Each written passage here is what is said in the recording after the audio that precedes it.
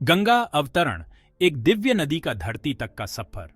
भारत की पवित्र नदी गंगा केवल पानी का स्रोत नहीं है, वह एक देवी है, एक मां है और पवित्रता का प्रतीक है।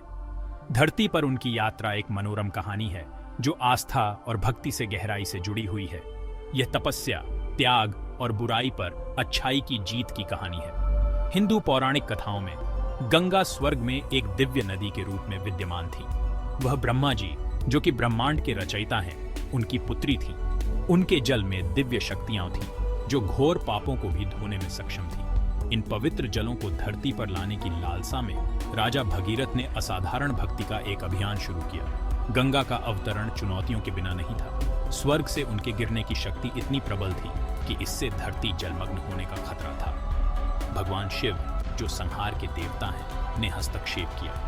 उन्होंने गंगा को अपनी जटाओं में पकड़ लिया, उनके उग्र प्रवाह को शांत किया और इस प्रकार दिव्य नदी धरती पर उतरी। उनका दिव्य जल हिमालय से होकर बहता हुआ जीवन का पोषण करता हुआ और पापों को धोता हुआ। गंगा दशहरा पवित्र जल का उत्सव। गंगा दशहरा पूरे भारत में मनाया जाने वाला एक जीवंत त्योहार गंगा नदी के धरती पर अवतरण का प्रतीक है। यह पवित्र नदी के लिए अपार खुशी, कृतज्ञता और श्रद्धा का दिन है। हिंदू महीने ज्येष्ठ में, जो मई से जून के आसपास आता है, शुक्ल पक्ष के 10वें दिन दशहरा को मनाया जाता है।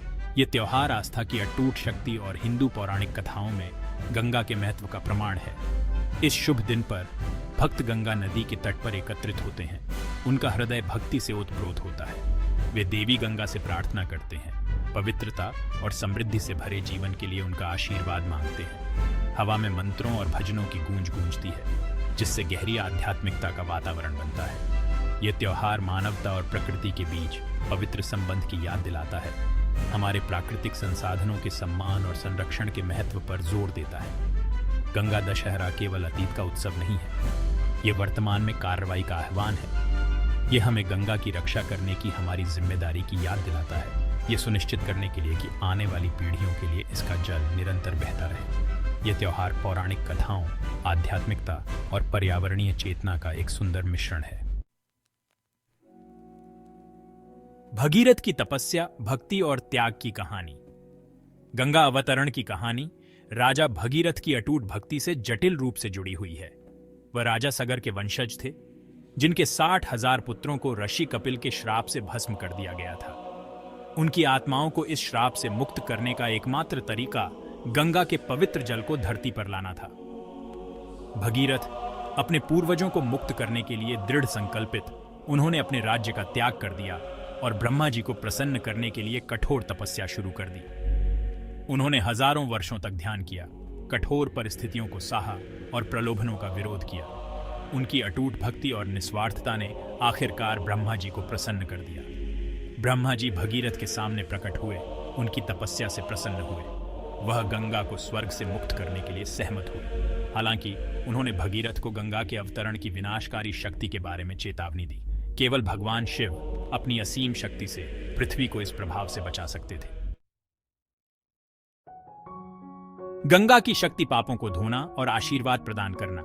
गंगा को केवल एक नदी के रूप में ही नहीं, बल्कि एक देवी, एक मां, पापों की हरने वाली के रूप में पूजा जाता है। माना जाता है कि उनके जल में असाधारण शक्तियां हैं, जो घोर से घोर पापों को भी धोने में सक्षम है। ऐसा माना जाता है कि इस शुभ समय के दौरान गंगा में एक डुबकी लगाने से व्यक्ति के सारे पाप धुल जाते हैं और उसे जन्म और मृत्यु के चक्र, मोक्ष से मुक्ति मिल जाती है।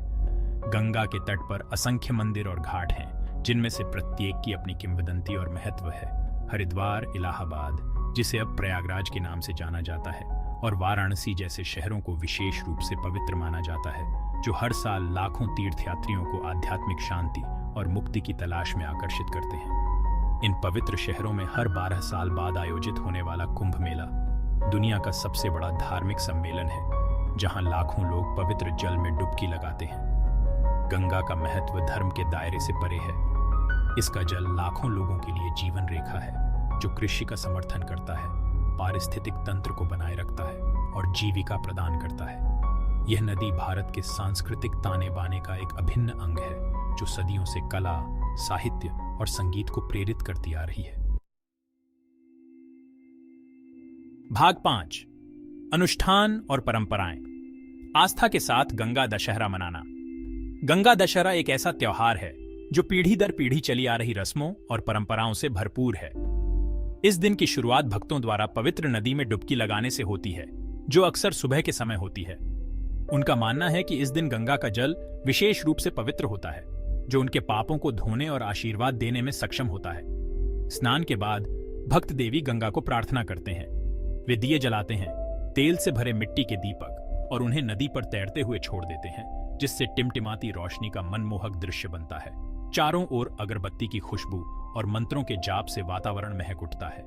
देवी को फूल, फल और मिठाई का प्रसाद चढ़ाया जाता है। एक अन्य महत्वपूर्ण अनुष्ठान गंगा आरती है, जो नदी के तट पर शाम के समय की जाती है। भगवा वस्त्र धारण किए पुजारी मंत्रों का जाप करते हैं और विस्तृत अनुष्ठान करते हैं, देवी को प्रकाश अर्पित करते हैं। आरती एक अद्भुत नजारा होता है। दियों की लपटें बहती नदी में परिलक्षित होती हैं, जिससे शांति और भक्ति का माहौल बनता है। भाग 6 समकालीन समाज में गंगा प्रासंगिकता और चुनौतियां। समय बीतने के बावजूद गंगा आज भी समकालीन भारतीय समाज में बहुत प्रासंगिक है। नदी लाखों लोगों के लिए पवित्रता, आध्यात्मिकता और सांस्कृतिक पहचान का एक पवित्र प्रतीक बनी हुई है। यह अनगिनत कलाओं, साहित्य और संगीत को प्रेरित करती रहती है, जो भारतीय मानस में इसकी स्थायी उपस्थिति को दर्शाती है।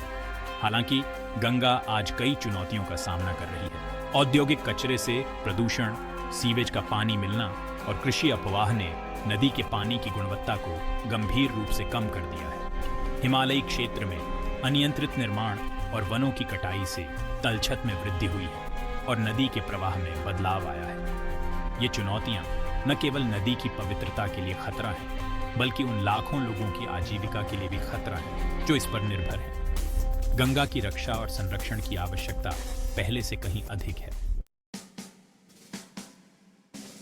भाग 7 संरक्षण के प्रयास, पवित्र नदी की रक्षा। गंगा की रक्षा की सख्त आवश्यकता को पहचानते हुए पूरे भारत में कई सरकारी पहल और जमीनी स्तर पर आंदोलन शुरू हुए हैं। सरकार ने नदी की सफाई और कायाकल्प के उद्देश्य से एक व्यापक पहल, महत्वाकांक्षी नमामि गंगे कार्यक्रम शुरू किया। यह कार्यक्रम सीवेज उपचार, औद्योगिक बहिस्राव निगरानी और स्थायी कृषि पद्धतियों को बढ़ावा देने पर केंद्रित है। सरकारी प्रयासों के साथ साथ कई गैर सरकारी संगठन और नागरिक समूह गंगा संरक्षण में सक्रिय रूप से शामिल हैं। वे जागरूकता अभियान चलाते हैं, नदी सफाई अभियान चलाते हैं और जिम्मेदार पर्यटन प्रथाओं को बढ़ावा देते हैं। गंगा को बचाने की लड़ाई के लिए सामूहिक प्रयास की आवश्यकता है। इसके लिए मानसिकता में बदलाव की मांग है, शोषण से स्थायी सह अस्तित्व की ओर बदलाव की मांग है। यह हमारे प्राकृतिक संसाधनों के सम्मान और संरक्षण के प्राचीन ज्ञान के प्रति नए सिरे से प्रतिबद्धता का आह्वान करता है। भाग 8 गंगा की स्थायी विरासत, पवित्रता और आध्यात्मिकता का प्रतीक। गंगा अपनी मनोरम पौराणिक कथाओं और आध्यात्मिक महत्व के साथ लाखों लोगों को प्रेरित करती रहती है।